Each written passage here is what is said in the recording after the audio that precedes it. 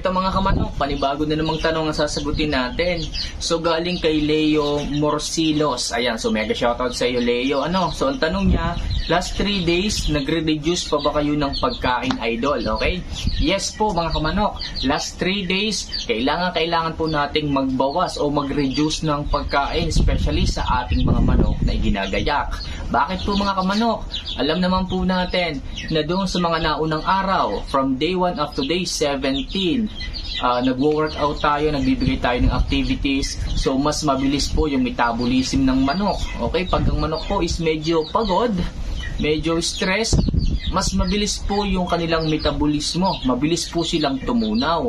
Okay, pero sa last 3 days, kung kayo is nagkikiping, wala na pong workout, nagpapahinga na lang sila, doon mga kamanok, kailangan yung magbawas ng pagkain. Kasi po, babagal po yung kanilang sistema. Okay, lalo na kung umaambon, umiinit, umuulan, baka po mamaya tumigil yung panunaw. Kapag ka po tumigil yung panunaw at hindi tayo nagre-reduce ng pagkain, possible, okay, mag-select tayo ng iba. Kasi hindi po pwede yung mga manok na hindi magtutunaw. Kaya po mga kamanok, ang payo ko, kung kayo man is nagkikiping, nagpapahinga yung mga manok, kailangan yung magbawas ng pagkain kasi titigil or babagal din po yung panunaw nila.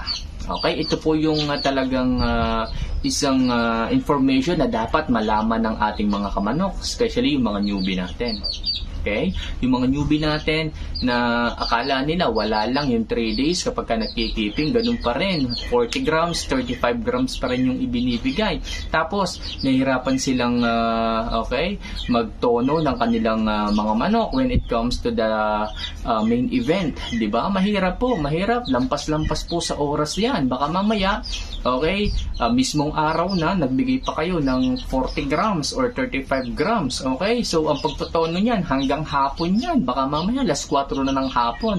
Tapos, yung inyong inaabangang oras is 9 a.m., 11 a.m. Naku, baka yung mga manok ninyo, hindi masyadong gumalaw ng maayos. Okay, mahalaga po mga kamanok na alamin nyo yung oras ng paggagamitan. Okay, wag lang kayo basta bigay lang ng bigay ng pagkain. Baka mamaya mapasobra, hindi rin po maganda mga kamanok. Lagi ko sinasabi sa inyo, maganda na yung ang kulang kaysa mapasobra ng pagkain. Kasi mahirap na pagka sumubra ng pagkain. Okay, so ang kasagutan ko sa katanungan ni Leo Morcilios is yes po, nagbabawas po tayo ng feedings or pagkain last 3 days. Para sa ganun, maiwasan natin nga yung hindi nila pagtutunaw.